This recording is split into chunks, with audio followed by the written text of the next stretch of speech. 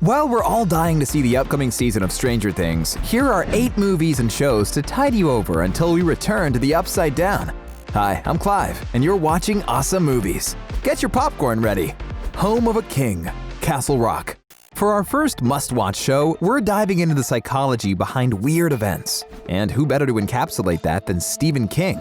Castle Rock is an anthology show, similar to American Horror Story in its setup, based on the creepy worlds created by the king of horror himself. The series may not be based on a specific novel, but draws inspiration from a bunch of Stephen King's work, making it the best kind of mashup between weird and creepy. We're trapped in a cycle that stretches back centuries. The first season of Castle Rock features a nod to many of the works that inspired Stranger Things, from It, The Shawshank Redemption, and Cujo. And there's a more direct link, too. The actor behind Pennywise the Clown, Bill Skarsgård, makes an appearance in Castle Rock as well. Here, he's been cast as a mysterious young man found locked away in the bowels of a long closed-down prison, where he appears to have been forgotten. But when he's rescued from his cell, strange things start to happen, proving that just maybe he was locked up for a reason. Despite Castle Rock being more psychological than Stranger Things, and minus the kids, its roots in Stephen King's many books means that it has wide appeal and offers a little bit of everything. In fact, the showrunner, Sam Shaw, describes it as an all-you-can-eat buffet. We've tried to cater to all tastes. We've tried to construct a story that will be engaging and surprising and a fun ride for viewers. To construct a series that will be welcoming and accessible to any audience. And they've certainly managed that. How's it begun? Shedding some light on Dark. In a small German town of Winden, kids have been disappearing without trace. But they're not being kidnapped. There's another darker secret at the heart of the disappearances, which slowly connect 4 families and 3 universes, not unlike the Hawkins kids who find themselves lost in the Upside Down. Except here, the Upside Down is an alternate reality and alternate times. Dark is like a scientific Stranger Things on steroids, with a whodunit twist, and it's brilliant.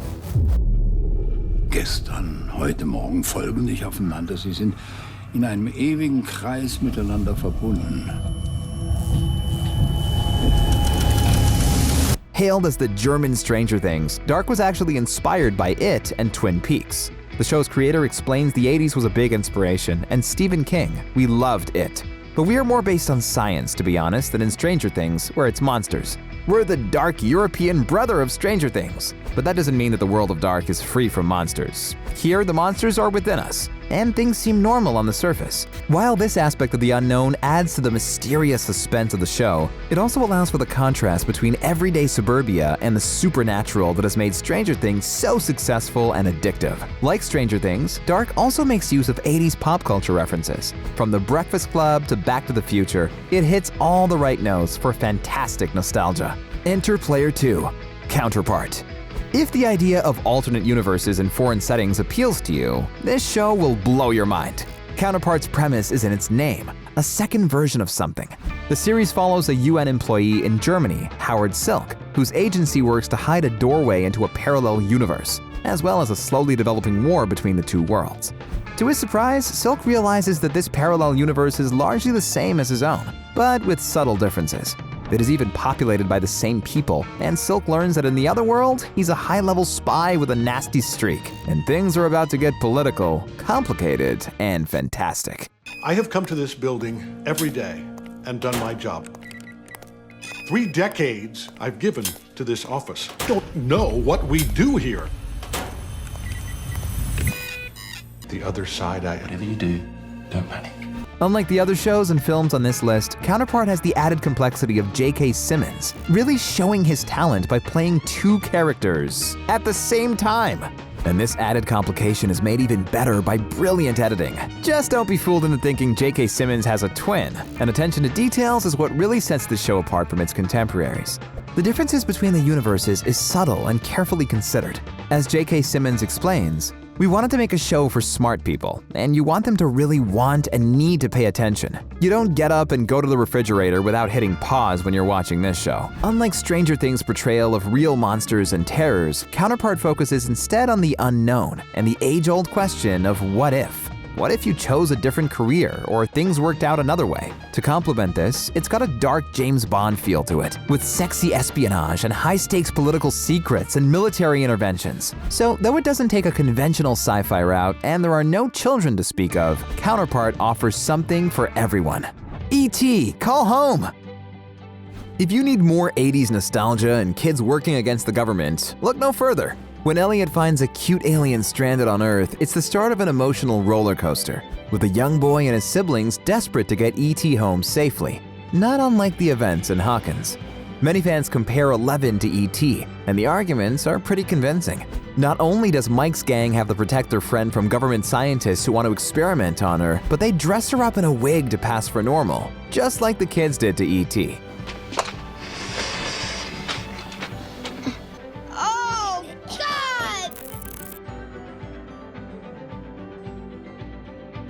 Like looking in a mirror. Of course, one of the series' most impressive sequences was actually a nod to this equally iconic moment in E.T.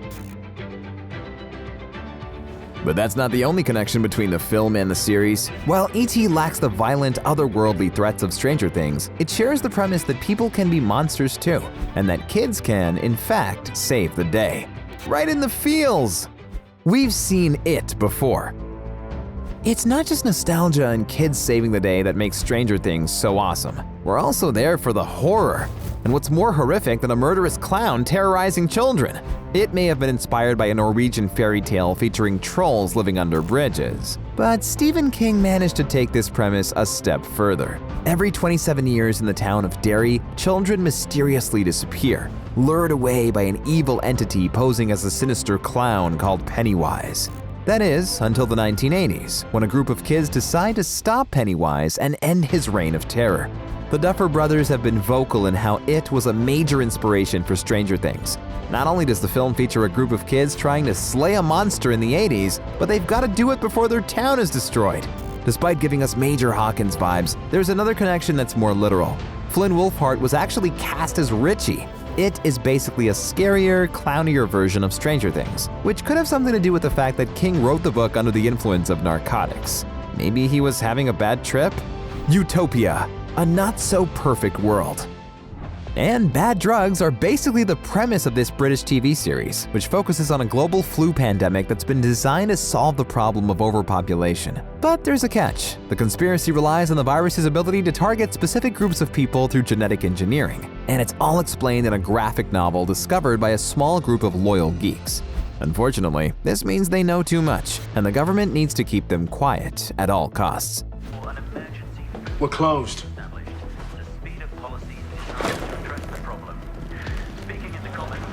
We're closed.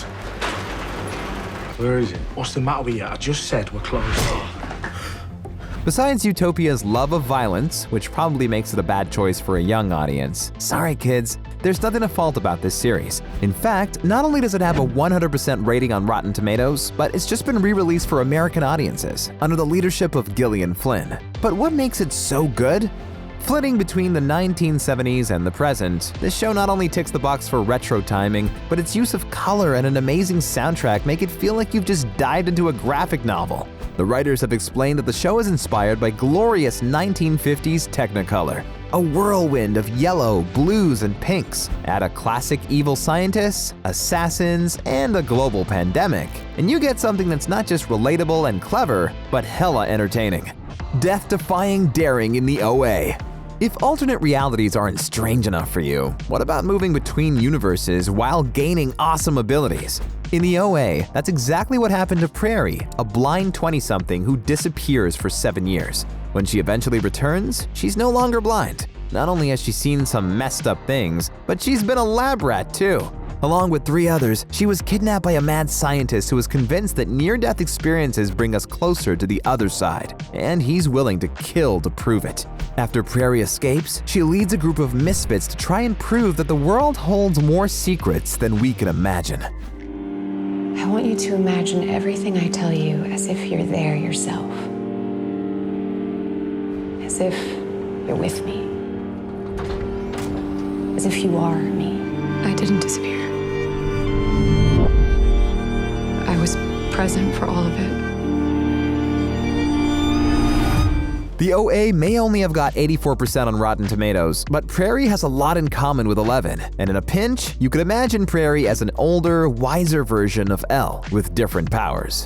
Even though it features a mainly teenage cast, this show's focus on miracles, mortality, and death make it darker and more disturbing than Stranger Things, but with an added layer of drama and emotion. Basically, it's perfect for fans looking for a little more depth with their serving of suspense. Who you gonna call? Ghostbusters! Hey, anybody see a ghost? In a world plagued by ghosts, you need someone to restore order. Thankfully, for 1984 in New York, there's the Ghostbusters, who combine their knowledge of science with their love of the paranormal in their ghost-catching business. Of course, with ghosts come other problems, like a doorway to another dimension, with the potential to destroy the world as we know it.